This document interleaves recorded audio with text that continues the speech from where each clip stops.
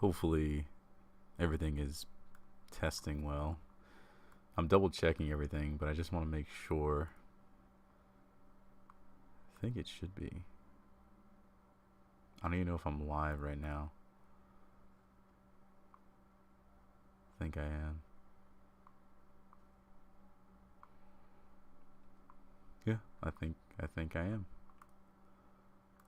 Let's see. Yep.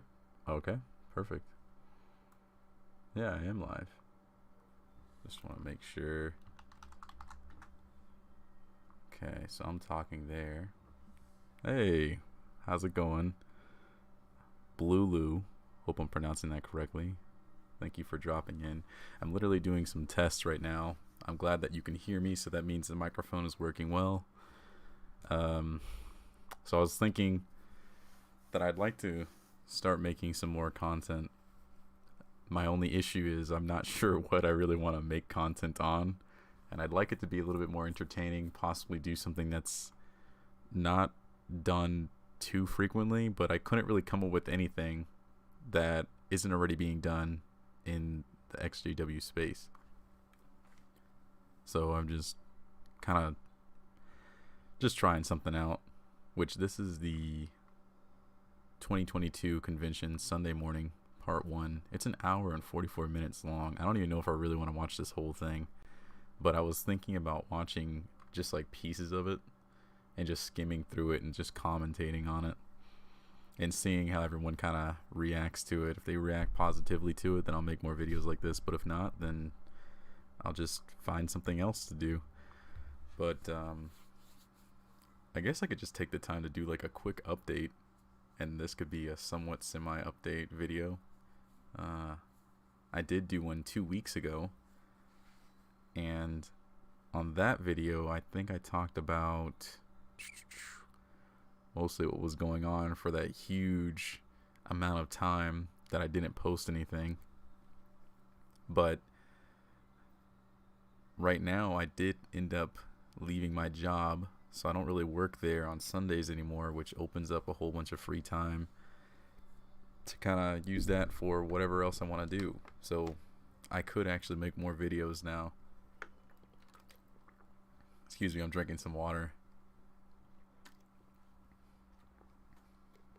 But I do appreciate you stopping in.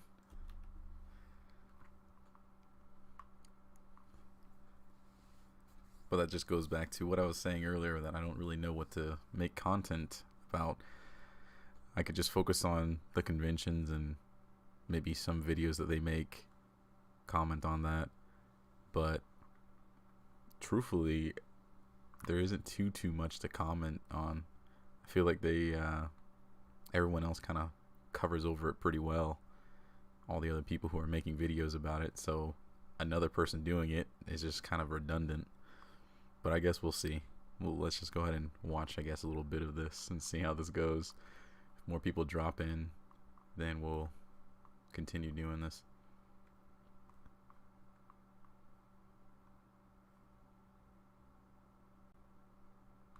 Let's see. All right, cool.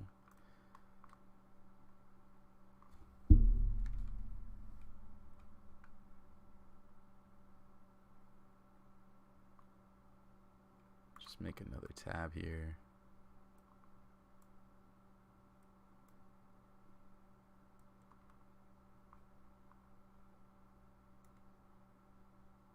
Welcome to the 5th session of our Pursue Peace Convention, which corresponds to the Sunday morning session on your program.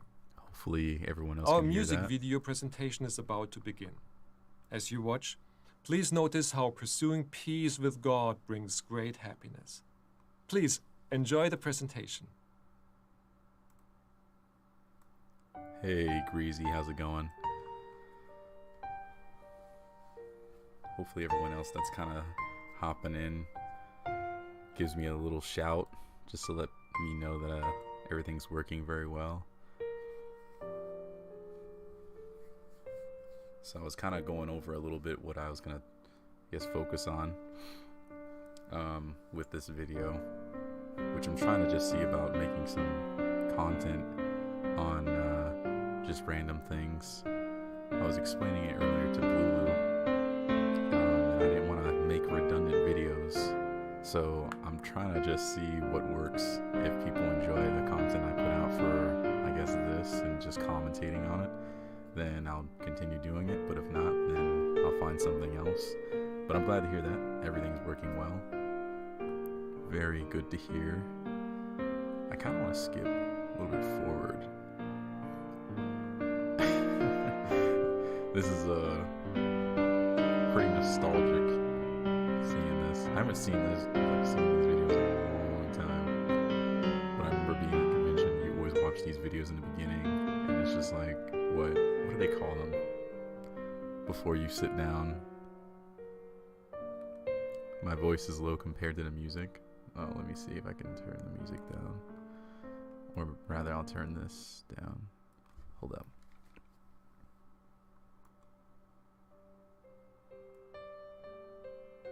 Okay, is that a little bit better? I can also properties.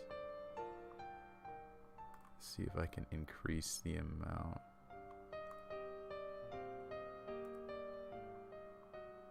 Let's see.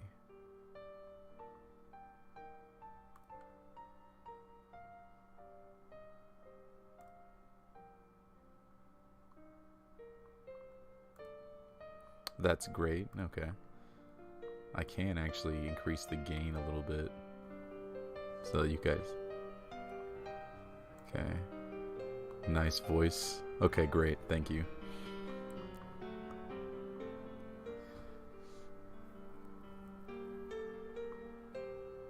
That's good. That's good. I'm gonna be double checking a whole bunch of stuff right now. Let's see. While this is kind of playing in the beginning.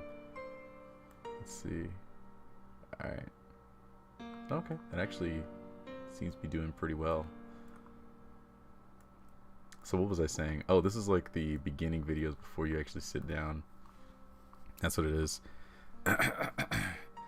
Before you sit down in a convention, you listen to the music, but I forgot what they call them. It's like an intermission thing, and they want you to go ahead and start finding your seats.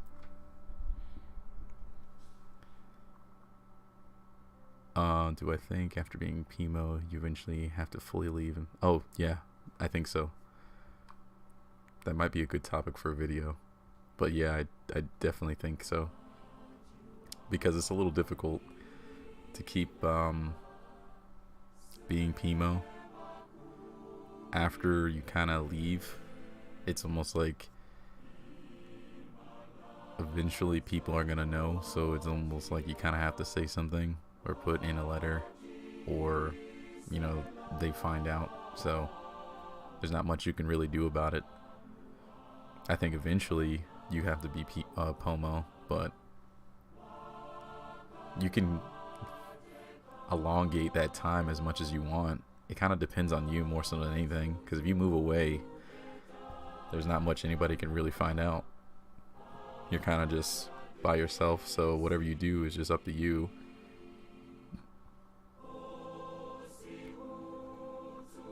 Yeah, I do believe that it can take a mental toll on you. I guess like it's a little difficult to keep the charade going too, if you know you're gonna be around other people. But if you're not, I guess it doesn't really matter. Which I guess that's kind of where I'm at. That's the scenario I'm at. Would rather just move away and not have to worry about it. And it's like, whatever.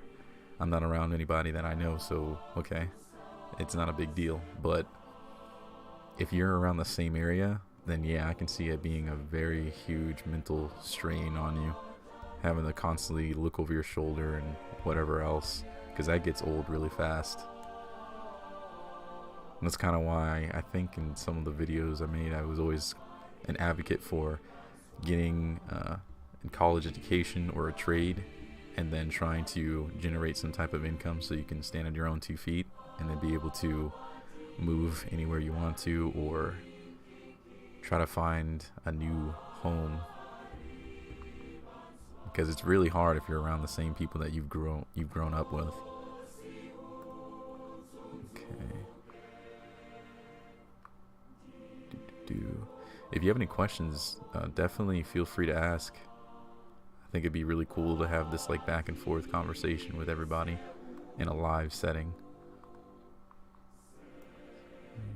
Okay, nice. I also did get some new internet as well, so this is kind of like a good test for it. You want to do a trade school? What are you planning on doing a trade school for? I'm gonna skip ahead, by the way. Just trying to find like, wow, this is pretty long. Were they always this long? I guess he just said something. We'll wait right here. I don't remember it being this long. Like 10 minutes? I guess it was, but I just never paid attention to it when you're trying to find your seat. This is always a thing where they try to get you to mentally prepare for the talks that are going to be coming. All the symposiums.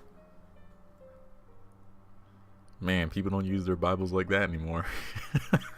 We all have tablets. It's going well. Okay, great. Yeah, this is good. This is good. I know that right now, because I'm on the East Coast, it's like 10:50. But maybe I'll do one tomorrow too, in the daytime. That might be a little bit better for people, because I know like some people probably going to sleep now. They got to get ready for work and whatnot. Welcome to the real world. Yeah, it's very odd that they're using Bibles. We only use tablets now. I say we. I don't even use anything. I don't go to meetings anymore. But I've only seen people use tablets. I don't know if they've gone back to Bibles or something. If there was a talk that came out and said, use your Bibles. Okay, so we're going to sing. No. What's the first talk about? Let's see. These questions will be answered in a 7-part symposium. Oh, by the way, yeah, I think an electrician is definitely a great trade. Definitely pursue that. We will consider how we can imitate. You're trying to fade, but Pimo for 2.5 years. How's it going, by the way, Jay?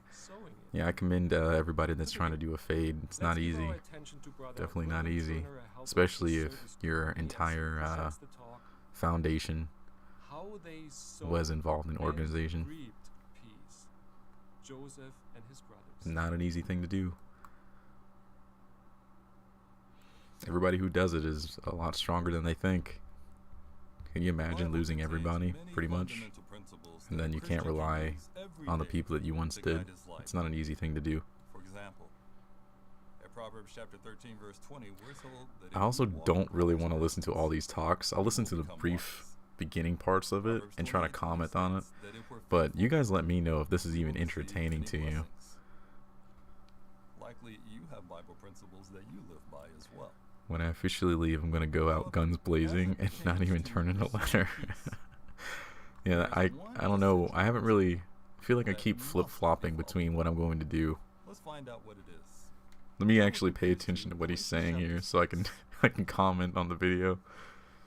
Let me know if you guys want his voice to be higher or something. Verses 7 and 8. I don't even know what this talks about. I'm messing up completely. Reaped peace. Joseph and his brothers. How they sowed and reaped peace, Joseph and his brothers. Okay. Now that I know what this is about.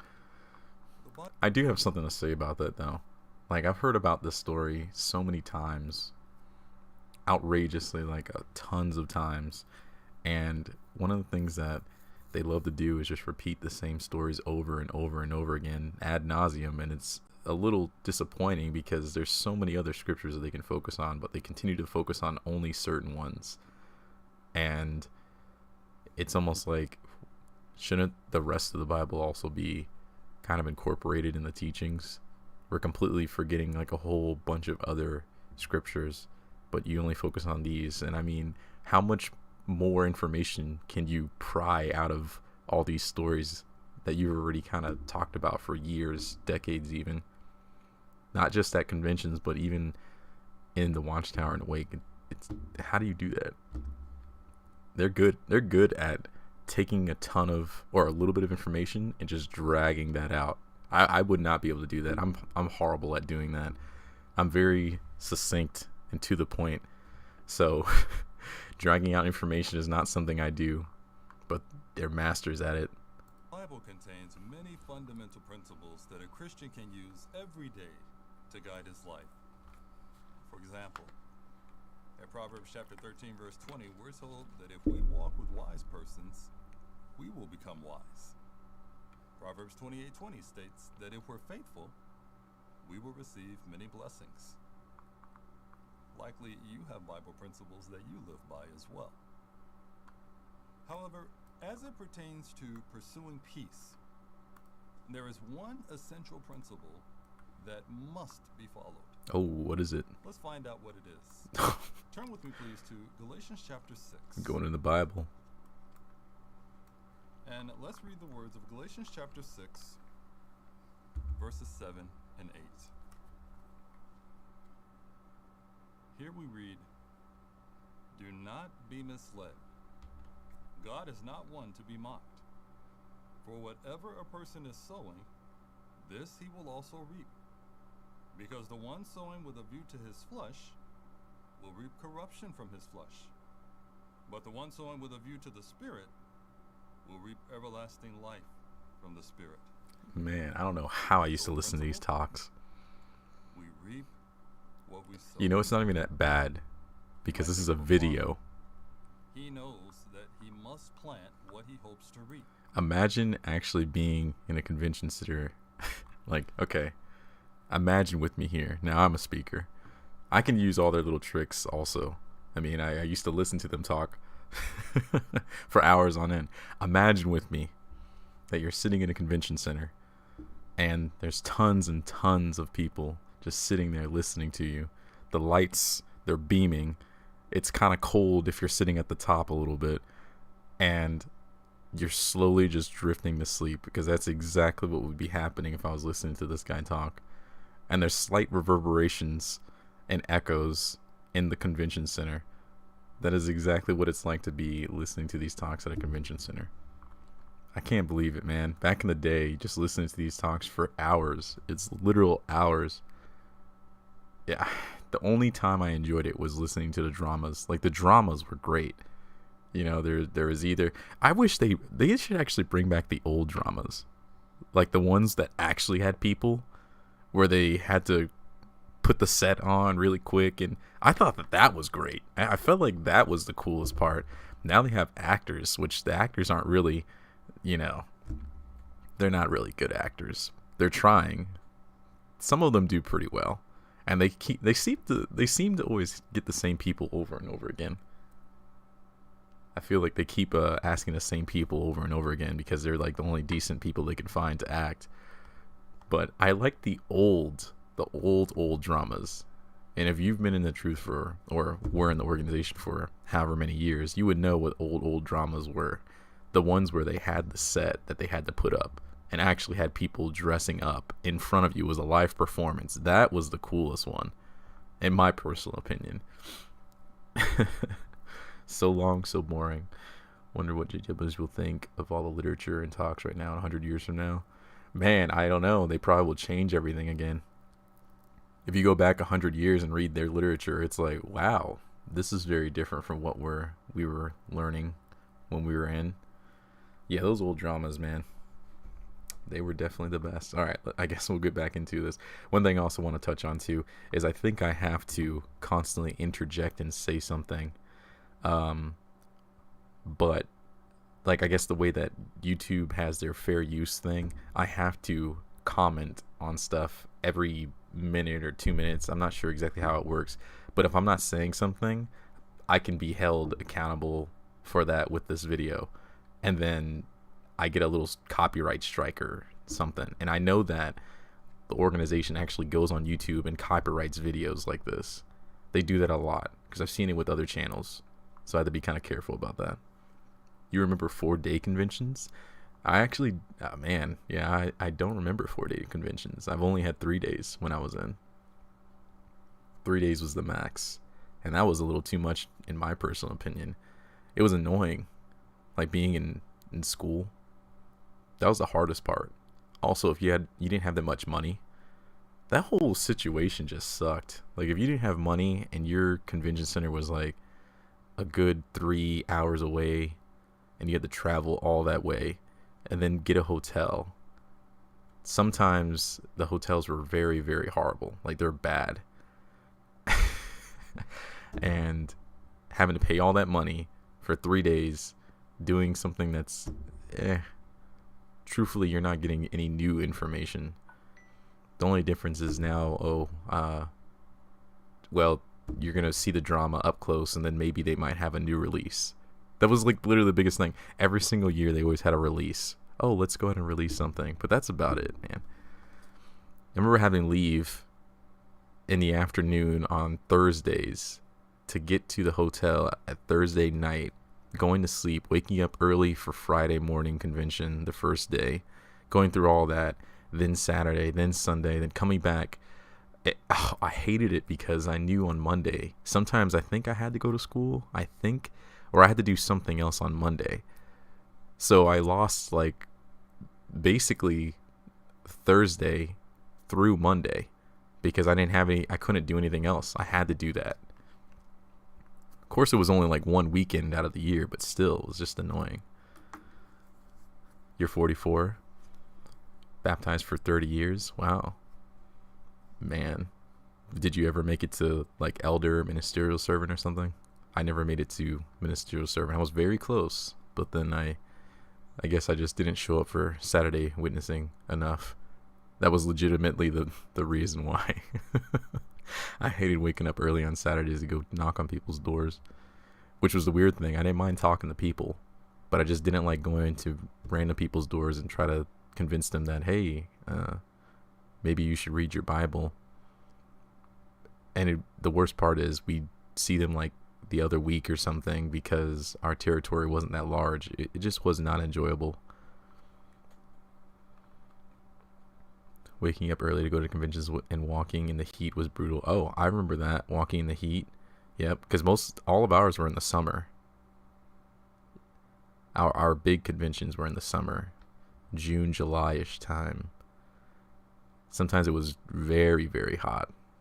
Yep. We used to be a family of 5 in a 2-bed. Wow.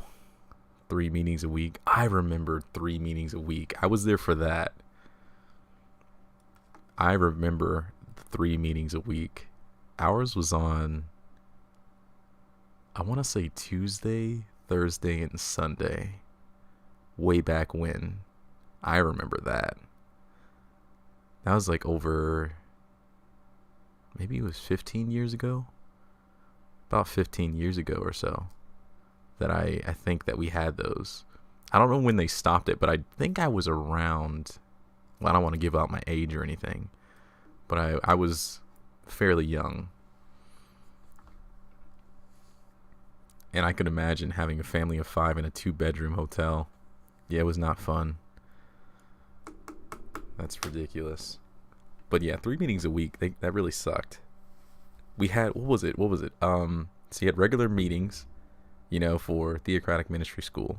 Sunday, obviously, was like Watchtower and then a talk. And then the other one was you'd go to somebody's house. And that was like your field service group. And you'd go over, was it just like Bible study? You always had a book. I remember going over the Revelation book. The original red one. Before they were like, that one's complete trash. Don't ever read the red one again. Don't even look at it. Yeah, book study. That's what it was. Oh my gosh. It's all coming back to me now. That is something. Whew. It has been a while. It's been about, when was the last time I went to a meeting? I want to say it's been about almost 3 years, if not more than 3 years, a little over 3 years. That was something, man. It was like, man, as soon as I found out all this stuff about 1914, as soon as that stuff happened and I was reading all this information and I started looking up everything on Raymond Franz, I was like, I'm done. I didn't even contest it. I wasn't like, well, let me just see. I literally was just like, I'm done. Daniel's prophecy, I do remember Daniel's prophecy. You can probably kind of judge my age or ballpark it. I remember it's Daniel's prophecy, though. I remember the book and all the illustrations they had. I think I still have it in my room somewhere. I don't ever want to get rid of those books, but yeah, you're gonna try to ballpark my age. I do remember Daniel's prophecy though, but let's see. I do remember all the illustrations. It's crazy how they had so many good illustrations in all those books, and you could just think of all the talent that those people have up there in Bethel, and then they're using it for the organization, and the organization just kind of like uses and abuses their talent. It's a little sad. Same thing with the animators for Caleb and Sophia. Like, they actually animate very good videos. The animation is very good, but they're using it for the organization, which is very odd too, because now the organization needs lawyers, which is funny because they don't want people to go to college, but yet they need lawyers, people who are trained in college, or people who are doctors, specifically for the governing body members, because they're getting old. I was thinking about that too the other day. Yeah, once 1914 is disproved, which is easy to do, the whole belief system. Yeah, it's literally the backbone. It's the entire backbone of the organization. Without that, there's no reason to listen to the governing body, which means you don't know what they're saying is actually true, which means why in the world should you go to the meetings if all the information you're getting is straight from them, because they're the ones who dispense the spiritual food, quotations. So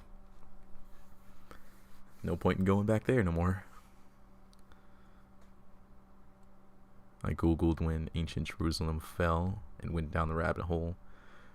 Let me see, how did I even start?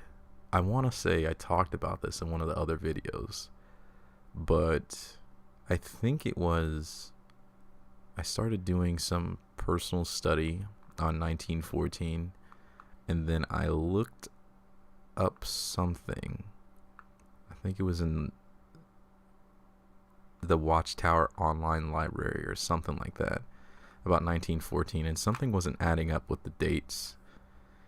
And after that, I kind of like started to look up other things, and I found myself looking at, I think it was a video that Lloyd Evans had put out, and I wasn't supposed to watch it, but it was very weird because it was like, okay, so obviously something's not making sense here. And then I also started reading some stuff on Reddit, and after that, it was once again just like what you said, rabbit hole, went down it and just got lost in it, and gonna go back. They actually have to pay for Bethelites to go to. I did hear that. Yeah, they have to pay for Bethelites, that's crazy.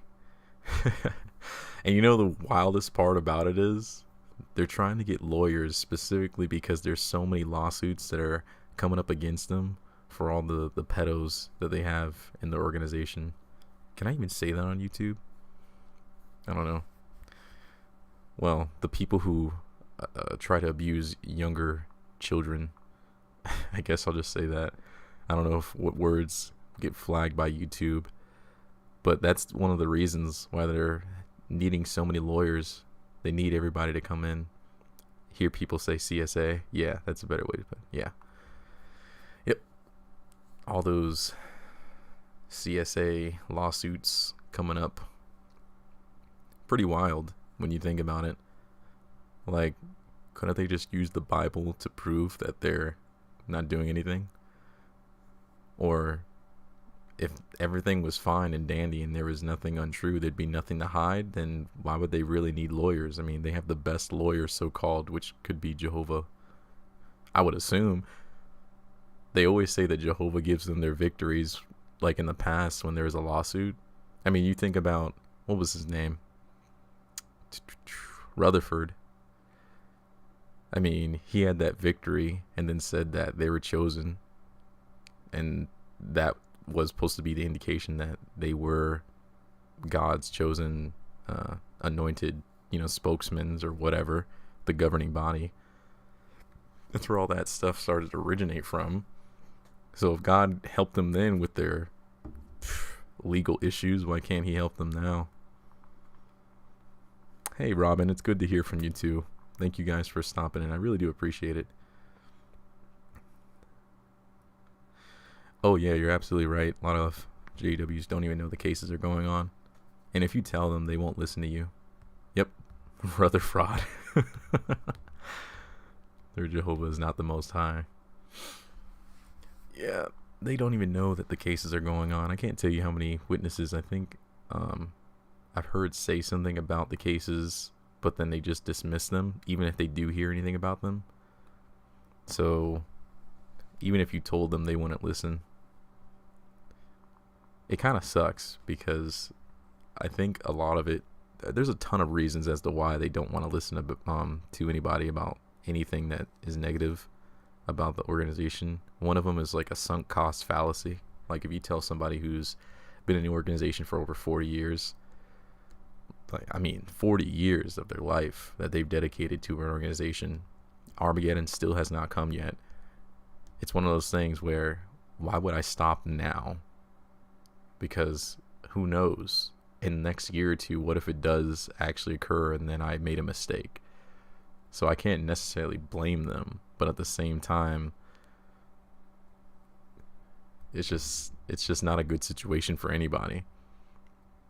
Hearing that after all these years that your organization you thought was chosen by God is not exactly what it seems. Ooh, that's very disappointing. That's a very big blow.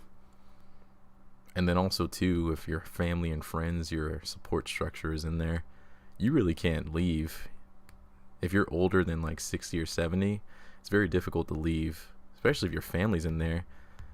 I'm more than certain there's some situations where people who are over like 70 ended up leaving the organization because they found out some things that weren't right, and then their family who they brought into the truth, their sons and daughters, just don't contact them or talk to them or even take care of them, which that is just sad.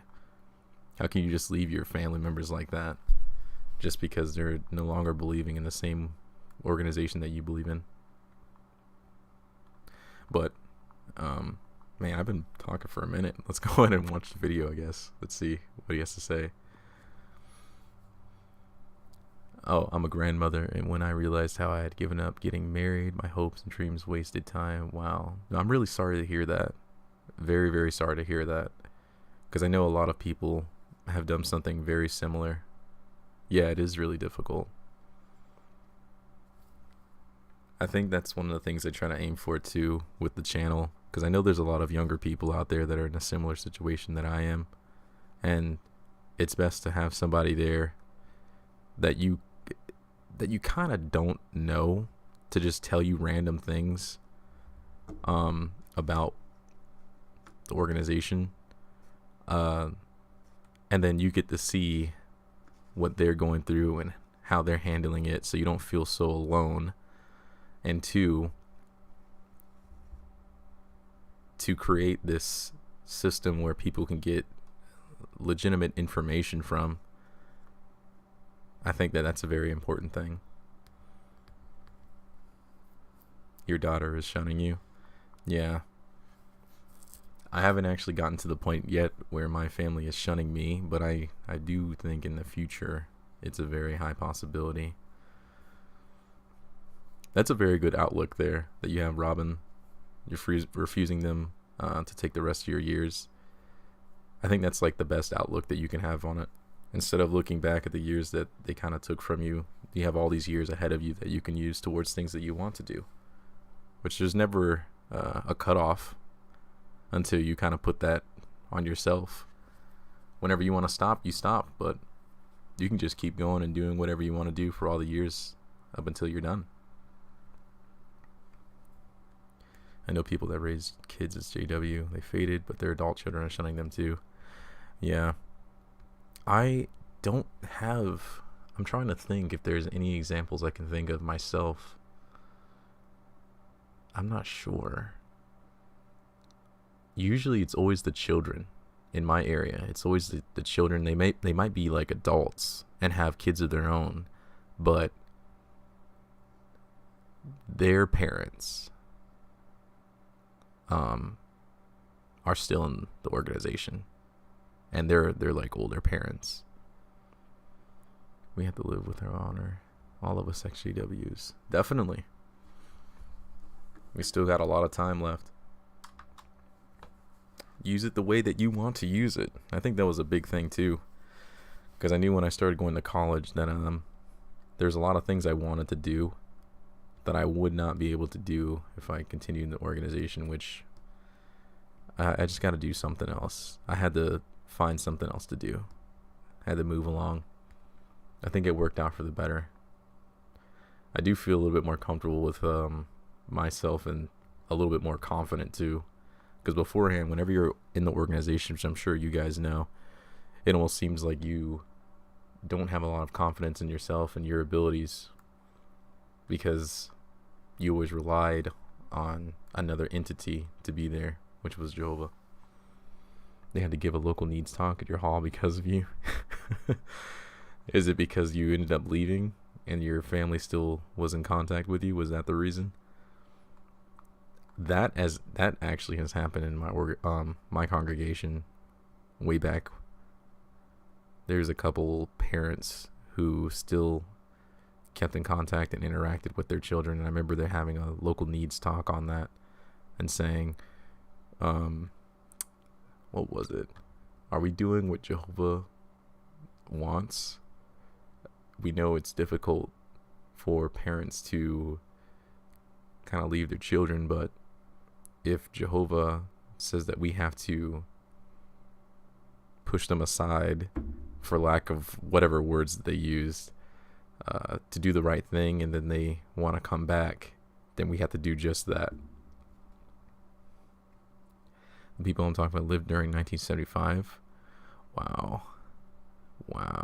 Stay alive to 75.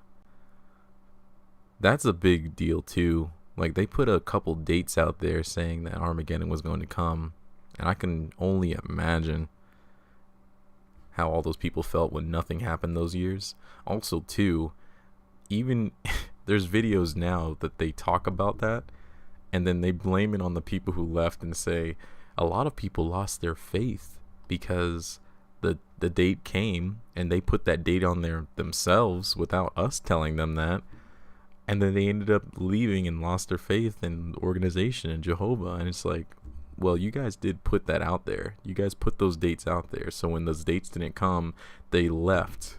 And I can't blame them because they felt like they were lied to. And a lot of people actually ended up getting baptized in around 75 because they heard about what was going to happen in Armageddon and blah, blah, blah. And then they decided, okay, I'm going to get baptized this year. So they got baptized and nothing happened in 75. And then they ended up leaving. That's something. Take your time and make your move when ready. Oh, definitely. Yeah, I'm taking my time. I'm still in college now. I literally have until spring of next year, and I cannot wait to be done. And after I'm done, I can have some type of foundation with the job I'm going to choose with my career, and it's going to be amazing. I'm already I love the job already. I love the career already. And the hardest part about the career is the schooling for it. From what I keep hearing, the schooling is the hardest part about the career. Everything else, actually doing the job, so much easier, which is amazing. I love that. So I can't wait till I finish. I'm definitely gonna throw like a celebration or something. You shared the vid of Tony. Oh, I do remember that video of Tony. Yeah, buying a whole bunch of, what was it, Macallan super good scotch or something. Man, that guy was, and it was not some cheap, liquor. That was some expensive stuff he was buying. Tony does not play around with his liquor, man. He's got to have the highest of the high top shelves, man. Tony is funny. If I had to choose a governing body member that's like the funniest one to me, probably would be Tony Morris. I think he's genuinely the funniest one because he tries to always be the no nonsense type of one, the tough love guy. But I always laugh at those type of people because it's not tough love. You're just being a jerk. He's just a jerk, man. You only got a warning But how is that even your fault when you're not the person who bought the scotch or whatever liquor it was? We don't want you showing that video of a governing body member buying a whole bunch of liquor. That's not your fault. You're just saying, look at this YouTube video.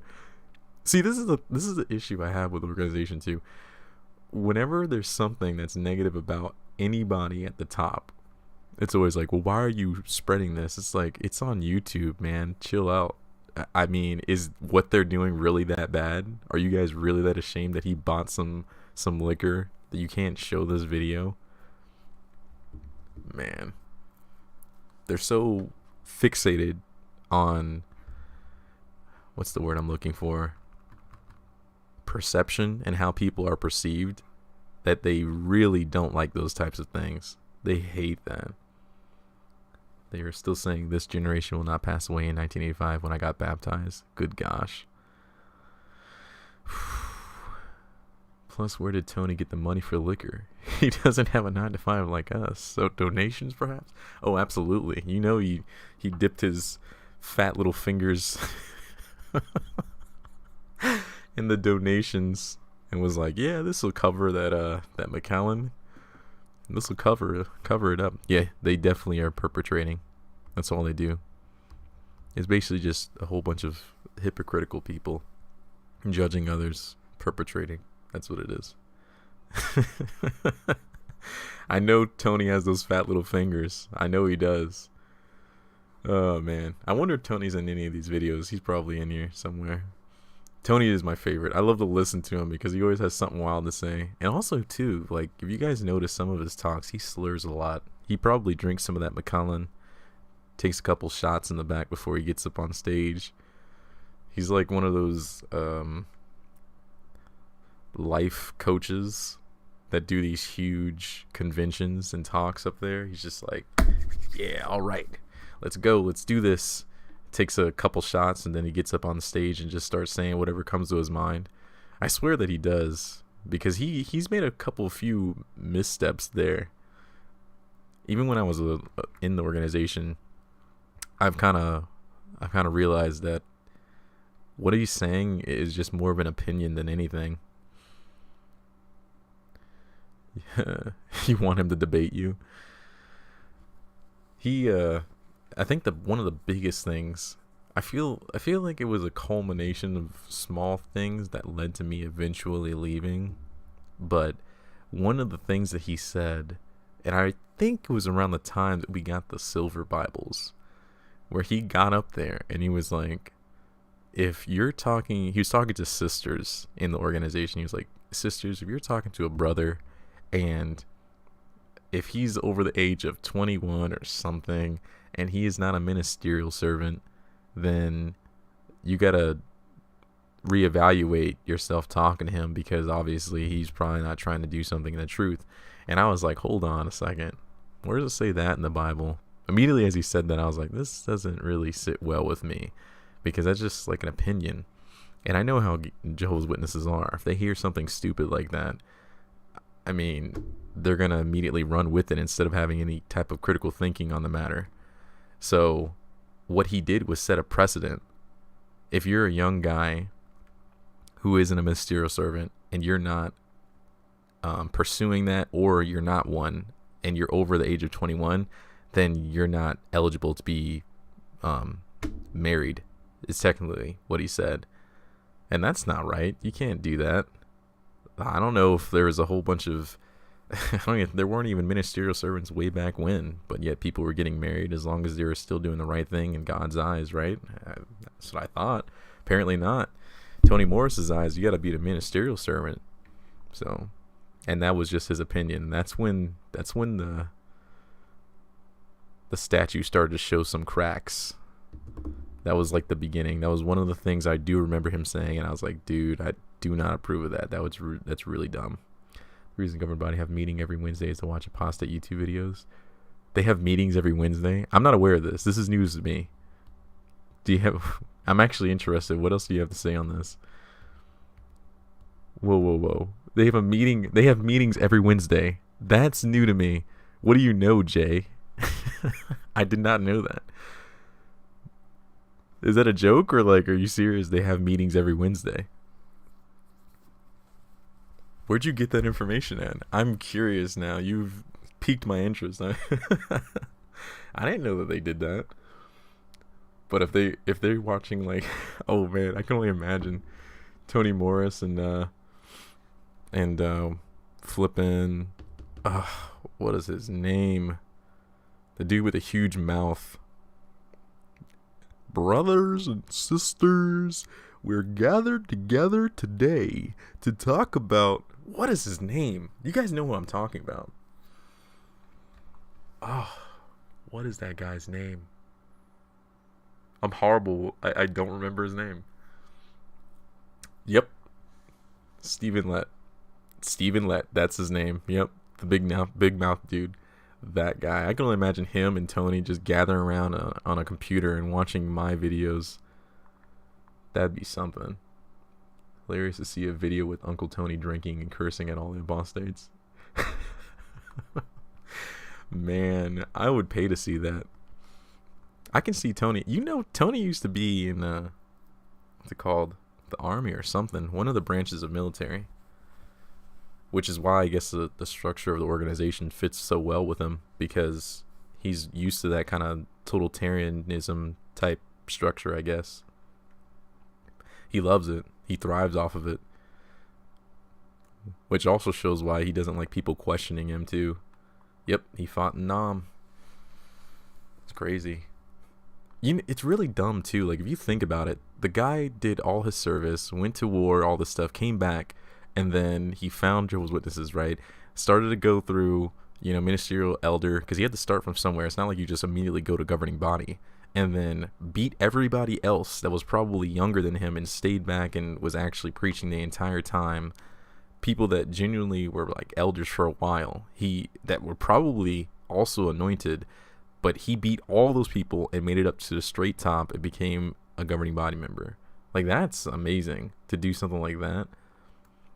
That's how you know it's just like a good old boys club, because it's just friends helping out friends. That's all it is. They're literally just all ganging up together and just like, oh, well, I know a guy. I think he might actually fit the bill that you're looking for. He's very straight and narrow to the point, and he doesn't mess around. He'll listen to all the rules you put in place. He used to be in a military branch, so he's used to this.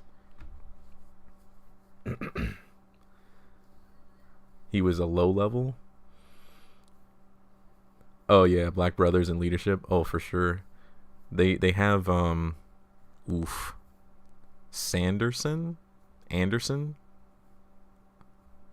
I don't know. They have him, but he's just a token black dude for the governing body. He goes by Steven. Money. Yeah, definitely gotta be money.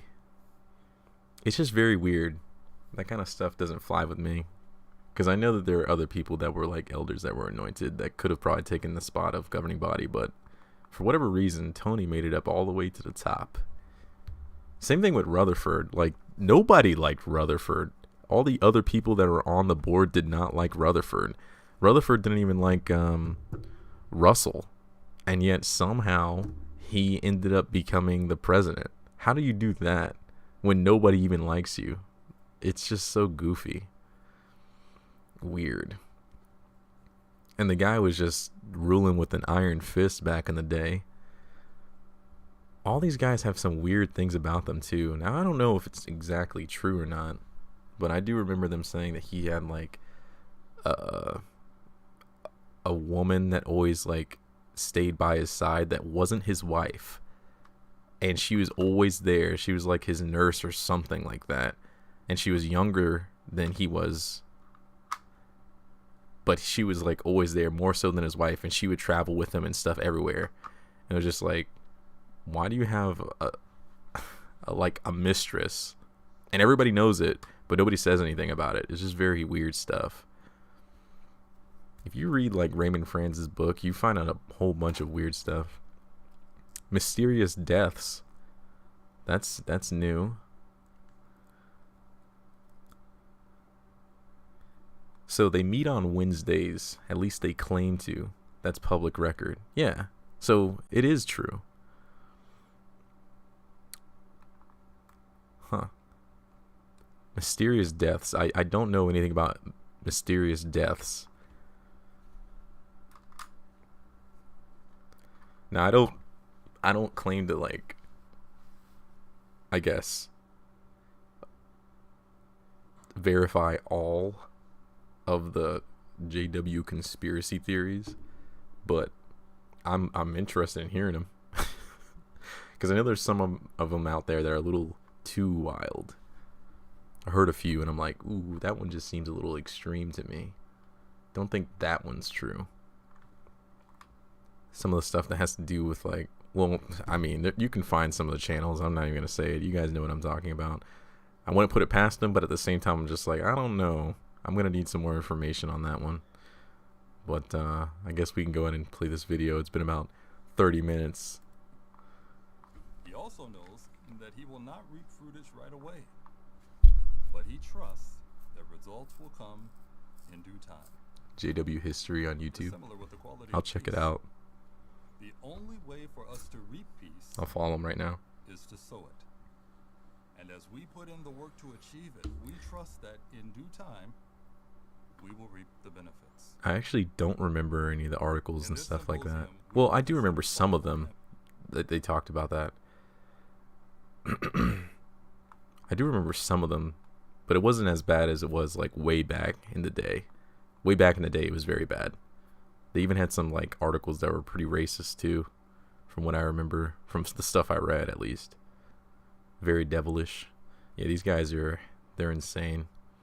And modern day accounts of how Jehovah's people, despite particular challenges, have reaped peace after first sowing it.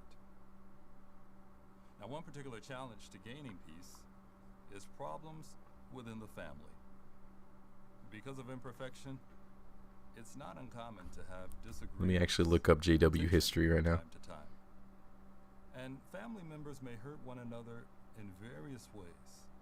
And usually such offenses are minor, and peace can quickly be sown and reaped. But what if the offense is more serious? A family member says or does something that hurts us deeply. Well, even then, it still may be possible to sow and reap peace. We can prove this by considering the Bible account of Joseph. Jeez. I can't really listen to the whole talk. Until the time that his Okay, sow and reap peace. Okay. Alright. This is what I really want to see. were able to enjoy a harmonious relationship. This is what I like. I live for these little videos here. This is the most interesting part. I kind of like that they added these in. In the following dramatization, Because they knew the talks were boring. is how a family member sows peace.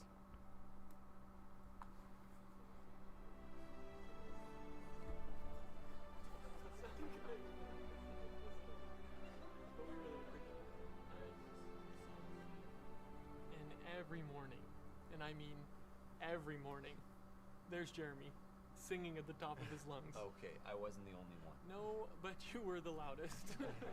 Spoken like a true big brother. I was always impressed with how close you two were. Watched our history. Okay. Oh. Okay. Just happened to die on It wasn't October always that way. 31st. Can't hear it. No, Could you hear it a little bit better now? I mean, it started out that way. Nick and I, we weren't just brothers. We were friends. But then the family business ran into trouble, and what Okay, started as watched a our small history. disagreement I'll look that up. just exploded. Thank you for letting me know. Instead of criticizing, could you just once? Jeremy! Do you have any idea what this is gonna cost us? I didn't have a choice. You went behind my back. What's your problem? You're the problem.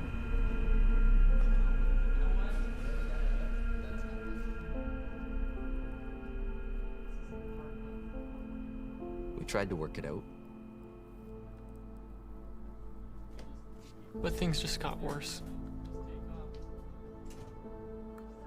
It was like a door slammed shut between us.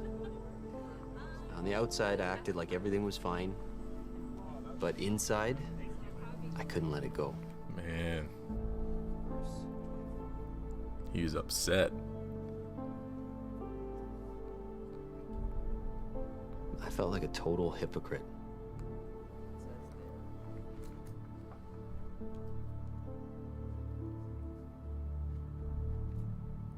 And that had to change.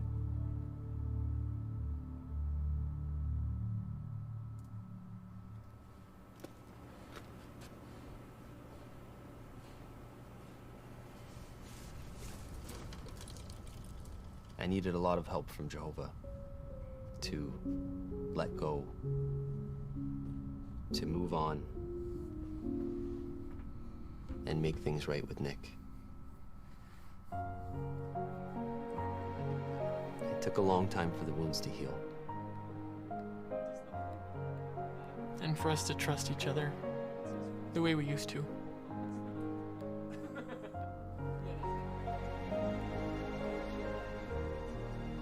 But we did. So are they at the dinner table saying all this? Like they're basically doing like a voiceover for the so whole grateful story. that we made peace That's a little awkward. before the world turned upside down. Oh, they're gonna talk about COVID. That's something. So, how can you and I imitate Joseph and his brothers? Let's discuss 3 steps. The first step is found in Ephesians chapter 4. That's nice. It becomes to sow peace. Ask Jehovah in his help. Peace? Human with him. All I gotta say about that is, could you imagine being at the dinner table at that moment where they're talking, and then it's like, yeah, it wasn't always like this, and then they go over into like how it wasn't always like this? That'd be very awkward. That ruined the whole dinner for me. Like, why are you guys talking about this right now? Let's keep it lighthearted and fun. Let's not go too deep in this stuff, guys. Nick and Jeremy, they're the worst guests ever. I would hate to invite them over for some dinner. Start talking about some very deep stuff over there, Nick and Jeremy. This fundamental principle: we reap what we sow. Then we can be assured that with a forgiving spirit, looking for Hey, loyal. Yeah, not a real situation. Would never happen. That's one of those moments. I've had some awkward moments before where stuff like that would happen. Immediately when stuff like that happens, I can like smell it a mile away before it comes up. I'll get up and just leave, go to the bathroom, do something else, and then come back when hopefully it's all blown over. opportunities to sow peace. And I promise you, I've gotten very good at it, because there's tons of awkward situations with JWs. Tons of them. There's so many. It's just like, this is just stupid. Why are we here right now? I don't want to be involved in this. And beseeching Jehovah for his help, that our efforts will be blessed, and in due time, we and our family can reap the benefits and enjoy true peace. That's great. Brother Ronald Curzon, a helper to the teaching committee, will now present the next talk of this symposium, How They Sowed and Reaped Peace, the Gibeonites. I don't really care for that tie that he's got on. That tie's not that great. So, okay, Gibeonites. Let's see here. In a peaceful new world. Even so, we must admit, it can be difficult at times to accept and then follow Jehovah's direction, or direction that we may receive from his organization, especially if we don't understand the reasons behind the direction. Oh no. This is one of those things where they're priming people. They're getting people conditioned to not question anything, even if it's like very bad advice. There's even a scripture on that, or they try to use a scripture on that. And I think it's the one where, like Moses parts the Red Sea. I know that they try to use that one as like an example. See, Moses thought that going towards the Red Sea was probably a bad idea, and the Israelites were like, what in the world? Why are we going to Red Sea? That's just going to put us between the sea and the Egyptians. But then when they got to the Red Sea, God allowed them to part the Red Sea, and then they went across it safely. Something like that. Yeah, preemptive programming. So now they're trying to relate that to nowadays, so that if they give horrible advice, they say, hey guys, I want you guys to all get arrested. Nobody's going to question it, because they're like, well, we're just like Moses and the Israelites.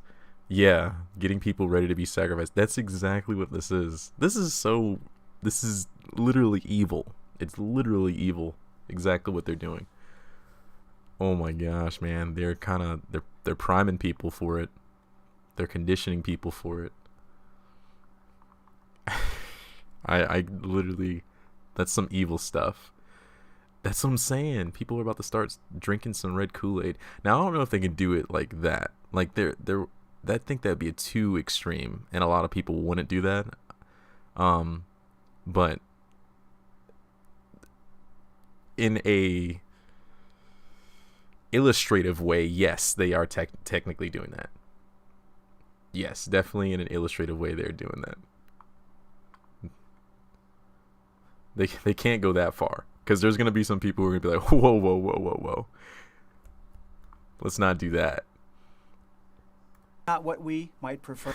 Jehovah trusts the faithful slave, shouldn't you? It's so funny to hear that sentence. Oh man. Jehovah uses the faithful and discreet slave. What is needed to sow and reap peace? Humility. Humility is defined as a lowliness of mind, freedom from pride or arrogance. A humble person is not self-willed, but they actively look for ways to sow peace with Jehovah and others. He's known as a peacemaker. What is the result of humility and sowing peace? Notice what Proverbs 22 and verse 4 says. The result of humility and the fear of Jehovah is reaping, notice, riches and glory and life. Yes, everlasting life. The Bible contains many fine examples of those who sowed and reaped peace by humbly submitting to Jehovah's will. Oh no. That's so wrong, man. You gotta just submit and humbly listen, do everything they say. This is not good. Let's consider the example of the Gibeonites. The Gibeonites, weren't they enemies of the Israelites? Yes. So how did they humbly sow and reap peace with Jehovah and with his people? As you recall, after Joshua led the Israelites across the Jordan River into the Promised Land, Jehovah directed them to remove the pagan Canaanite nations who dwelled there. This included the Gibeonites. The account at Joshua chapter 9 informs us that the Gibeonites were plainly told that it was Jehovah's will that the Canaanites be annihilated. Israel's stunning victories over Jericho and Ai made it very clear that Jehovah was fighting for his people. And the Gibeonites did not want to be next. But what could they do if this was Jehovah's will? Well, they devised an interesting plan. They sent representatives to seek peace with the Israelites and thereby with Jehovah. According to verse 11, they were instructed, "We will be your..." I'm really convinced that it wasn't even obviously like Jehovah's will or anything. It was just the will of whatever king was there at that time and wanted to secure some more land or money. It was all about a power struggle. That was really it. It wasn't because Jehovah willed that stuff. I mean, apparently everything that happened in the past is Jehovah's will. Gotta fight all these people and kill them? Yep, that's Jehovah's will. Gotta steal from these people? Yep, that's Jehovah's will. Like, it's they just justify it with that. And they know no one's going to question it back in the day, because if you did, you got killed. So everything was just God's will. Worried about my granddaughter and her son. A degree from Berkeley. Yeah, it's very concerning. You can only be kind of concerned for your family members that are still in. You never know what they're going to ask them to do. "Your servants now make a covenant with us." So this is what they were to say as representatives. Verse 4 says that the Gibeonites acted shrewdly by trying to trick the Israelites with their worn-out clothing and provisions, pretending that they had traveled from a very distant land, but were actually just 20 miles away. Did their plan work? Despite their deception, Yes, their plan was successful. In fact, in verse 15, Joshua made a covenant of peace with the Gibeonites. Evidently, this was in harmony with Jehovah's will and reflected their humility and desire to seek peace with him and his people. They demonstrated their humility and submission to Jehovah's will and his representative, Joshua, by following whatever direction they received.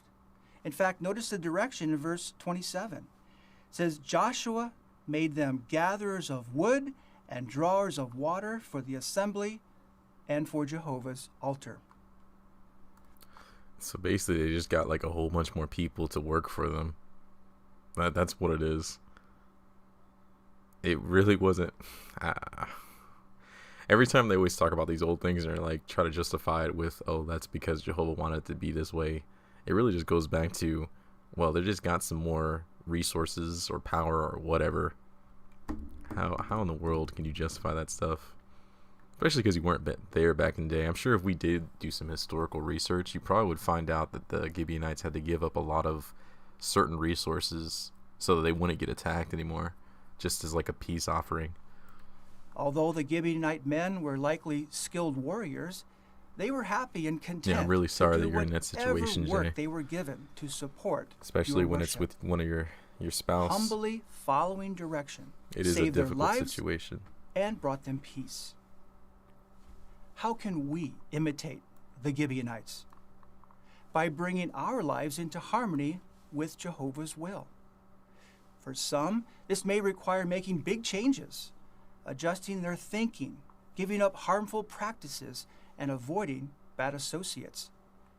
We can also... I'm going to skip ahead. Oh, we're going back to Nick and Jeremy. Maybe it's going to focus on like other people at the table. Pandemic Yeah, it lasted is. longer than any of us expected. Okay, I got something to say actually about this. All right, okay. Going back to my comment before about people having these very deep conversations at the dinner table and stuff like that, I don't particularly like it unless you're talking with like one other person on the side or whatever. But it's very difficult to have these conversations when it's with a whole group of people, because it's not a very normal conversation to have with a whole bunch of people, especially when it was JW stuff, because you'd be sitting there listening like, do I comment on this or do I just listen and be like, wow, I'm really sorry about that. It's happened a lot. And I don't think that should be a thing at these gatherings. I've went to a whole bunch of gatherings and stuff like this happens. And it's like, why can't we ever just have a good time and joke around and enjoy each other's company without bringing into subject some very tough topics? It was always like these dramatizations are literally exactly what my gatherings were like. It's bringing me back to those old days where I used to have to sit there and listen to people talk about stuff like this. And I was sitting there like, I really don't want to talk about these things. Not unless you're doing it one-on-one with me, but not with the whole group of people. Like, that's a little odd to me. You're pouring out your whole heart to all these people that came there because we were trying to just unwind from the weekend, or the week rather, working all this time. Now we have a lot more stuff that you're throwing at me. Just seems a little, I don't know, it just seems a little weird. Maybe it's just me. Other people probably don't feel the same, but it just seems odd to just do this with a whole group of people around you. One-on-one, sure, but whole group of people, I don't know about that one, man. And all the conflicting news reports just added to the stress. Then my sister lost her job and had to move in with us. So yeah. So these are It some was tough me topics that and he's Kelly talking about to everybody Cole at the table right now. and Dad. 20 seconds, son. 20 seconds.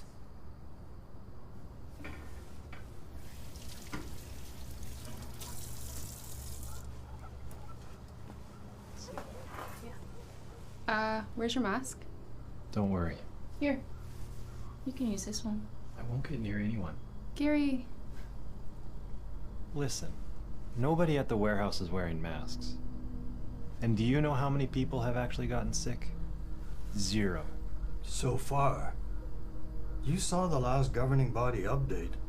We can't let down our guard. Not now. Dad, I get it. You know what's funny is I promise you, if the CDC said you have to wear masks like they did, and the governing body was like, nah, you don't gotta wear those masks, I promise you no JWs would be wearing those masks. I promise you. They would much rather listen to the governing body than anybody who's like in a higher chain of command than them when it comes to any medical conditions. We know for a fact that they don't listen to people that have more expertise than them in the medical field. We know for a fact they don't. Blood transfusions. I don't need to say anything else. That's literally the first thing that came to my mind. They don't want to listen to anybody say anything about that. I'm just saying. I know that's just how people operate. They'll listen to the governing body first for anything. For anything. It doesn't matter what it is. Above anybody else. Okay? Exactly. Look, yeah, these things are I think cringe, it's man. great that the brothers are trying to It keep doesn't us make safe, any sense. But But what? don't you think that they're... Milk has white blood cells in it. Technically, no JW should be drinking milk because it has blood fractions in it. you know, overreacting? Oh, I keep on keep on interjecting here, but I have to say something on this because I knew that there was an issue with some of the congregations, right? That some of them probably had not like actual physical altercations, but maybe so like arguments between one another in the congregation when it came to wearing a mask or not wearing a mask. Because some people, obviously, just like this brother here, didn't want to wear a mask, and then other people are very adamant on wearing a mask. So they would, you know, talk about this kind of stuff, and it would get a little political. And you know how GW is supposed to be very neutral when it comes to political ideologies and stuff like that. But we know that they don't have actual neutrality. Everybody has their own thoughts and opinions on everything. So there's no such thing as actual neutrality. It's just that you just don't say anything. But that was a big thing. And I think that there were some instances where people were like not wearing masks and other people are wearing masks, like even right now. And it's causing a big issue in certain congregations. My daughter says, I'm speaking against Christ Brothers. Oh, yeah. Yep. You can't say anything against them.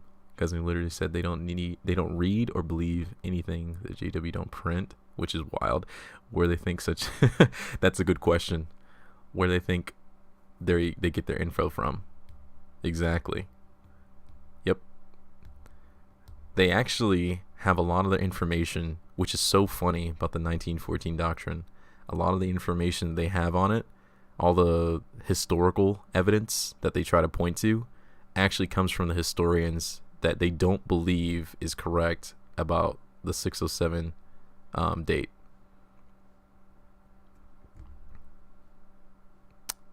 So, very weird. They believe them, they cherry pick information is what they do.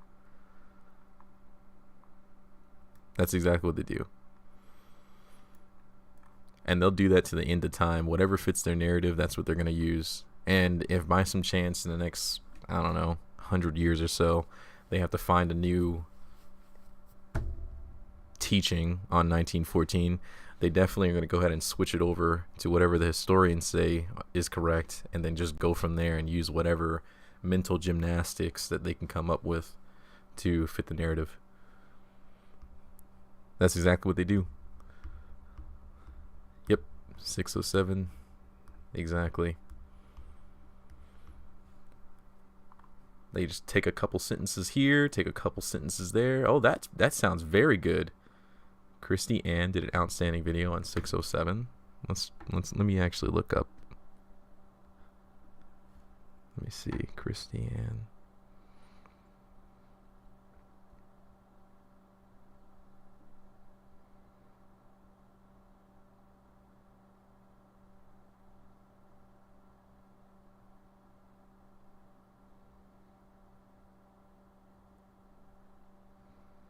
Oh, it's only like 7 minutes. Hey, that sounds like an interesting video.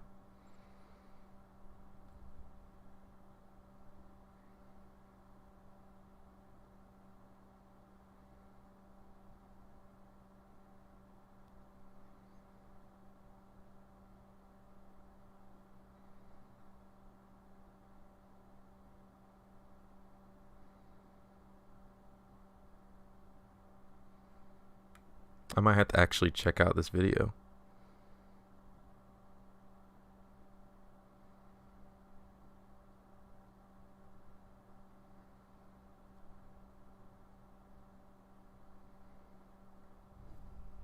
There you go. Cool. I'll actually check out the videos that you give to me. I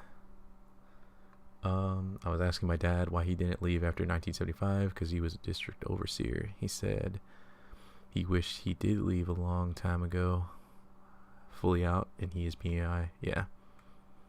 Man, congratulations on being fully out. Did you disassociate, or did you like just let them disfellowship you? You got the notification about the first lap, but not this one? Hey, Stitch, how's it going?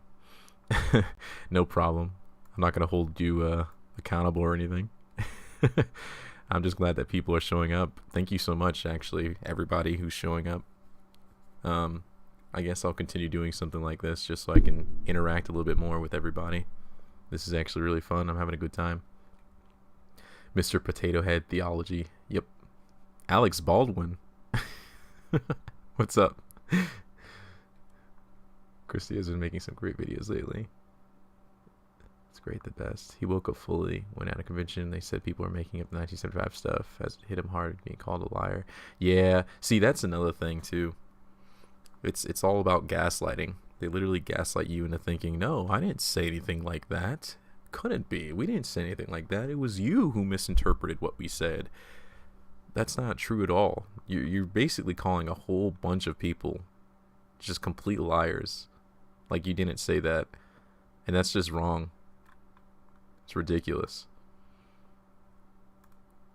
Long-time fader here. Man, good job, Alex. I'm happy for you, man. I left my ex-wife and she wanted to leave and not lead a double life. I said, why play the game? But I was fine with it.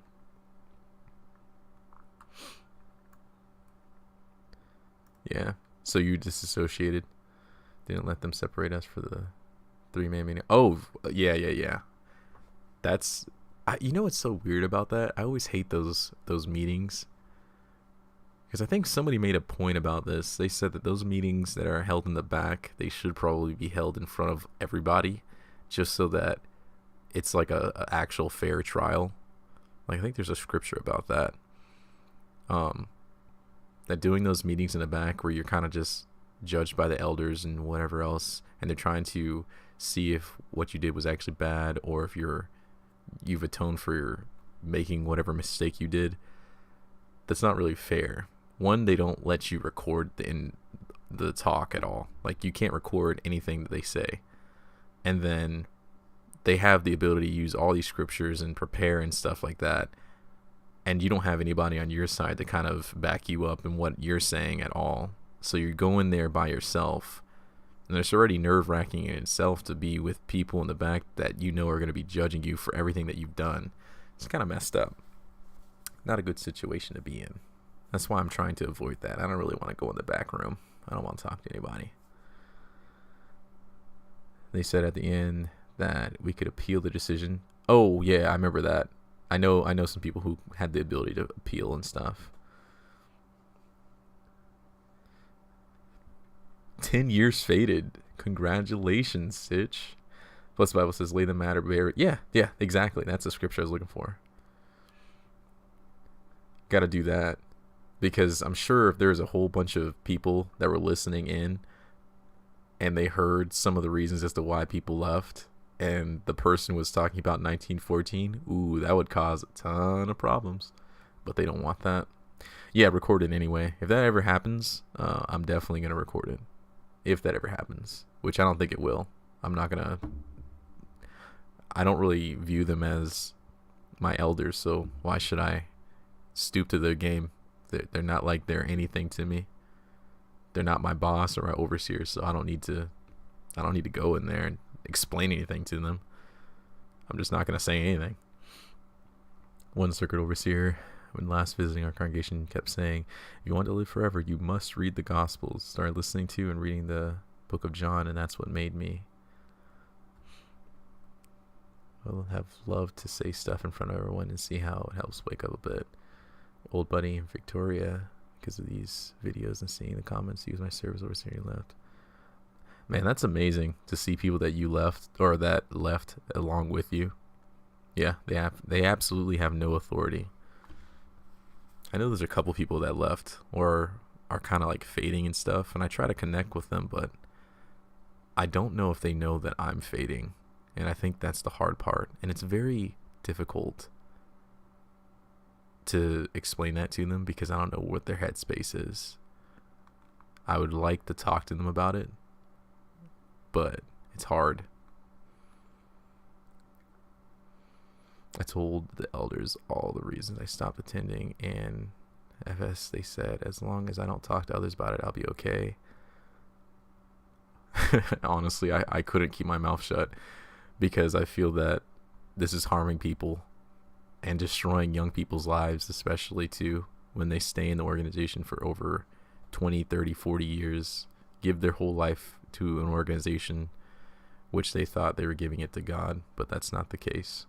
I wouldn't be able to shut up about it. That's why I made the YouTube channel. I'd get disfellowship so fast. Ooh, oh, okay.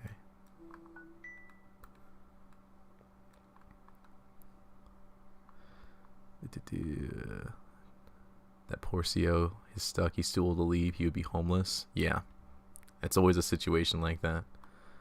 Gotta go to sleep. All right, Jay, thank you so much for hanging out. I really do appreciate it. Hope you have a good night. Take care. Interview with Lloyd, and his comments were awesome. He has fully left, and his wife went with him. She woke up because of his efforts. That's actually a very nice story. Usually it doesn't end that way. That's very good. Reach out to some from my prior life, but many did not respond. Yeah, it's difficult, right? I mean, at one point, you didn't associate with them, and then you kind of avoided them. And then now you're coming back and trying to talk to them, and they're just kind of like, well... It's also a little scary, too, because if some people didn't, leave entirely, and you're coming up like, hey, let's talk and stuff like that, they don't know where you're coming from. So, it's difficult. Talking just real carefully helped a lot exit. I don't know if I'll be able to do something like that. Not at least in my area. Maybe in YouTube. I think I could probably do some stuff over YouTube, but that's about it.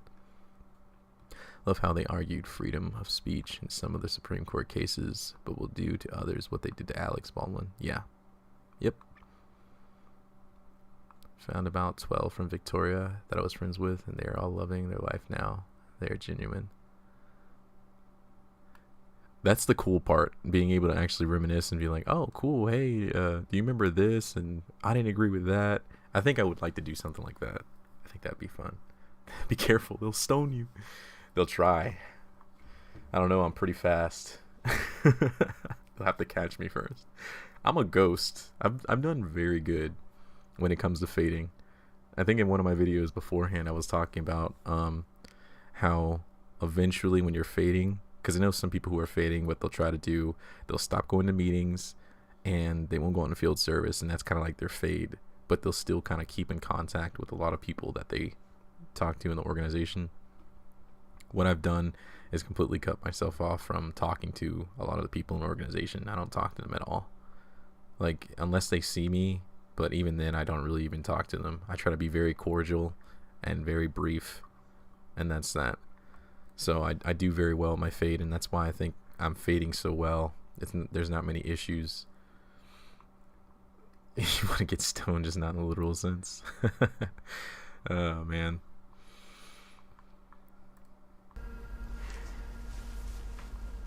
That's what you done? Yeah. Oh, hold on. Who was an elder and said the more he was going into the organization, it just woke him up seeing the insane stuff behind the curtain. Yeah, you know that also too. It's almost like one of that saying, never meet your heroes.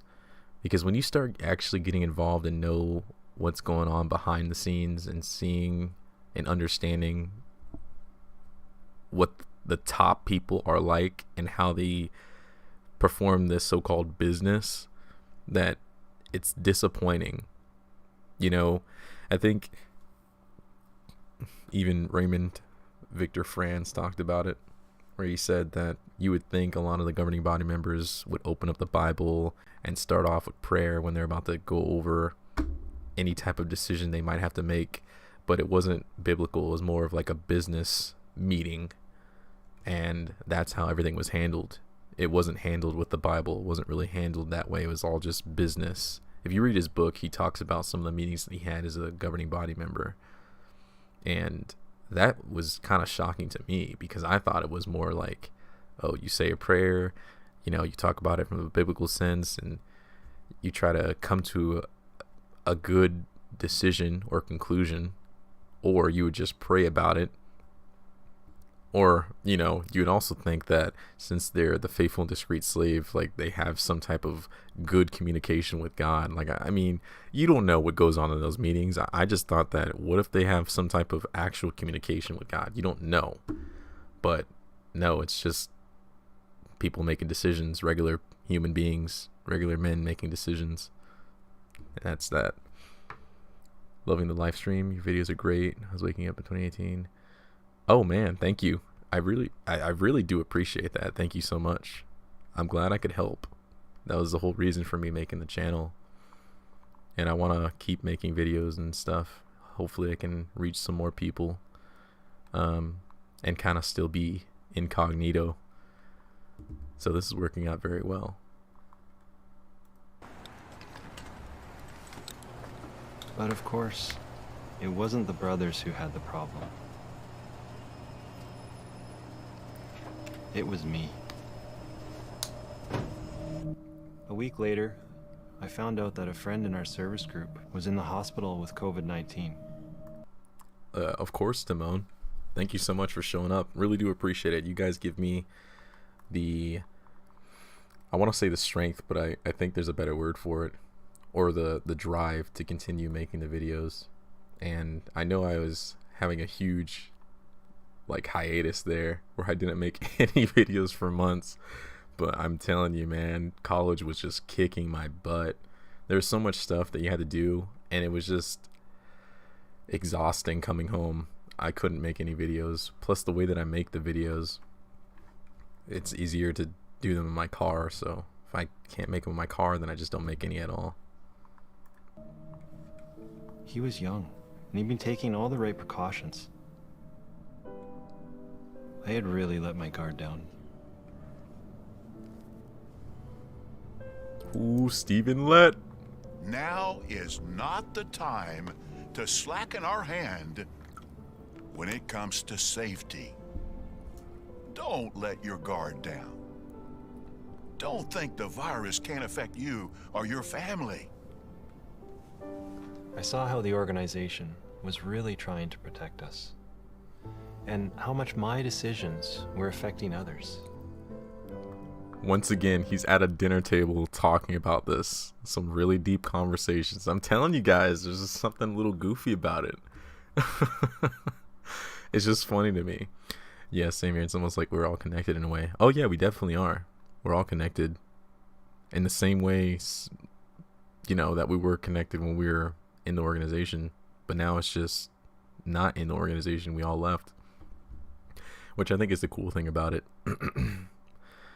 I think it's a really neat thing to be able to know that other people have went through your same experience and how they're kind of doing, and to see people progress is, for me personally, like one of the greatest joys for me.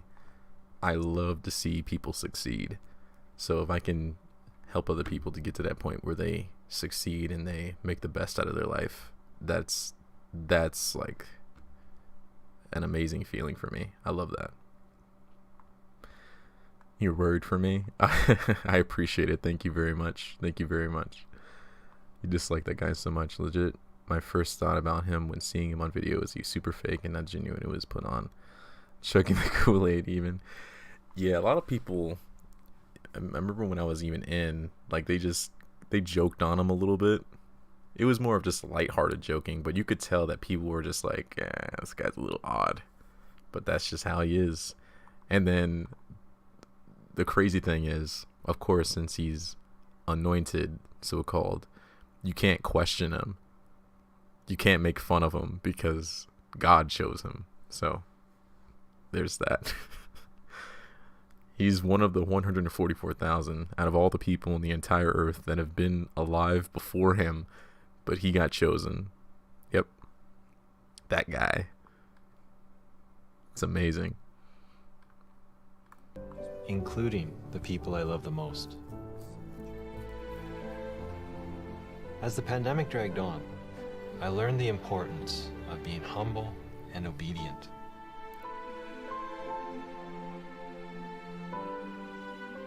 Following Jehovah's direction. Oh, you know what I also want to point out here?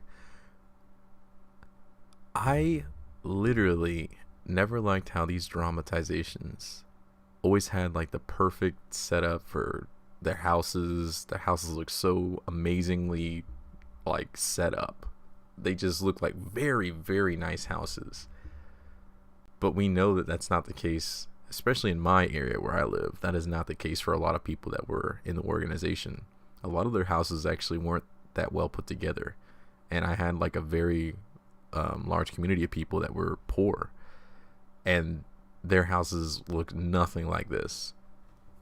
Yet, every time we see a dramatization, it's always these very nice, immaculate houses. And it's like, that's a little unfair that you get people that don't have the greatest financials set up, and you show them all these things, and then you tell them, well, you have to live a simple life, and pursuing riches is not a good thing.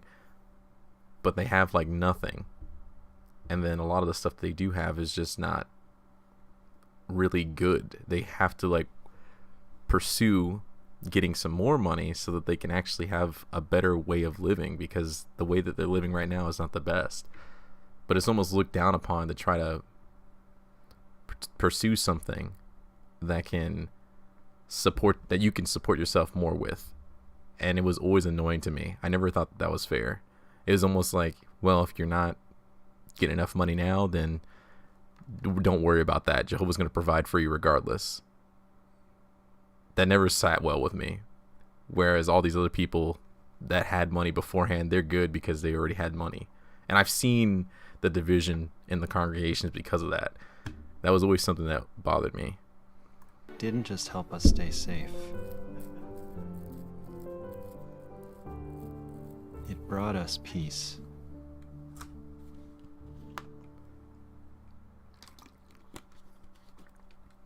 God put all his trust in them. Yep, every ounce of trust that went we are into facing them. Today. Like Gary, there are times that we may need to adjust our thinking on matters and put aside our personal opinions and preferences so we can loyally and humbly follow Jehovah's direction, or whatever direction we receive from his representatives, the faithful and discreet slave. Gary learned an important lesson. Humbly following direction doesn't just help our family. Perceiving Jehovah's... You might think, no, how can that be? Jesus said the identifying mark of his... But what is... Like the Gibeonites, may we be peacemakers by continuing to sow peace with Jehovah and his people. When you were injured and couldn't walk, yes, group overseer for meals, didn't get a single one. Yeah. Yep, I've heard of stuff happening like that too. It's crazy, right? That's a very sad situation too, because you have a ton, like my congregation, there was like over 100 people, but if not even one of them actually came over to kind of assist, it's just like, really? Not one? What happened to being very close? What happened to brotherly love? As we humbly make Jehovah's will our will, we will joyfully reap abundant peace forever. Brother Kenneth Flodine, a helper to the teaching committee, will now consider the next talk of the symposium, How They Sowed and Reaped Peace, Gideon.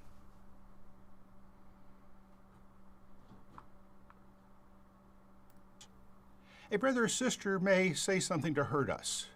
Or maybe we push their emotional button with words, or they push ours. Usually it's not intentional. Often it's a misunderstanding.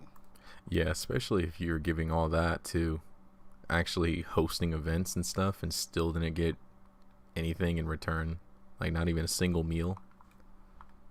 That's actually very sad. Shows how much they really did care. We or they say something in good faith. One thinks it appropriate, the other does not.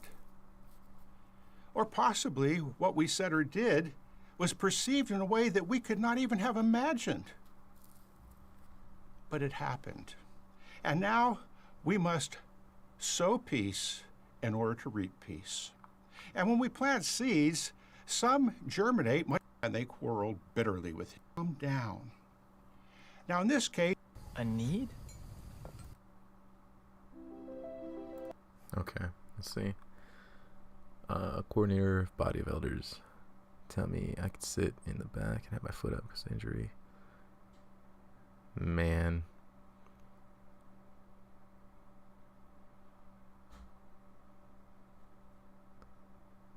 Oh, really?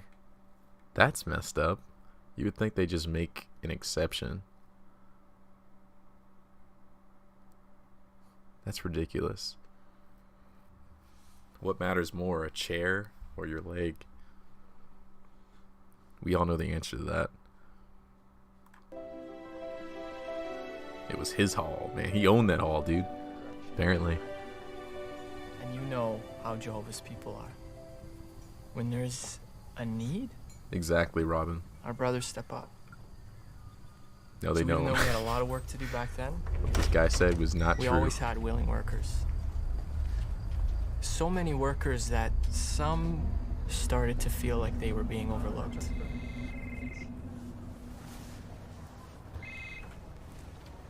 Hey, Ray, what's up? Hey, Matt, I hear you're organizing the food distribution for our congregation. Yeah, trying my best. Yeah, well, can I give you a hand? My truck's all ready to go. We actually finished just loading up for the day, so I think we're good. But wow, yeah, thank you very much for offering. Okay, when's the next run? You know what, Ray, we're about to pull out Exactly. right now. Is it okay if I call you back? Yeah, sure.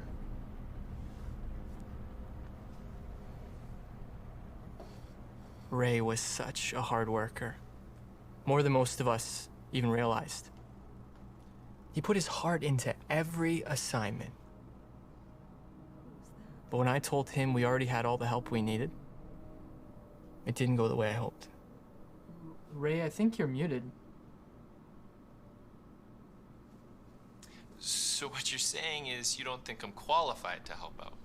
No, we know how hard you're working caring for your mom. We didn't want to... Isn't Paul Thompson on your crew? Yeah, but... And Oliver Kagan? Oliver's my assistant, yes, So but... how does this work, Matt? I mean, you just use your friends and you shut the rest of us out? Don't you think I notice how you brothers ignore me? Ray, I owe you an apology. I'm so sorry. I should have spoke with you about this right from the start. You're working so hard taking care of your mom. The last thing we wanted to do was make things harder for you. But even more than that, we didn't want to have to ask you to do something that would put you or your mother at higher risk. I know. I worry about that too. You know, Your mom? We wouldn't want anything to happen to her. She's one of our congregation treasures. I know. and you're not so bad either. Seriously. You're such a good example. Think how Jehovah must feel when he sees all that you're doing. For us and for your mom. Thank you. That means a lot to me. If something comes up that I can help with, then even just a little, and I can do it from home. Well, that's a good point.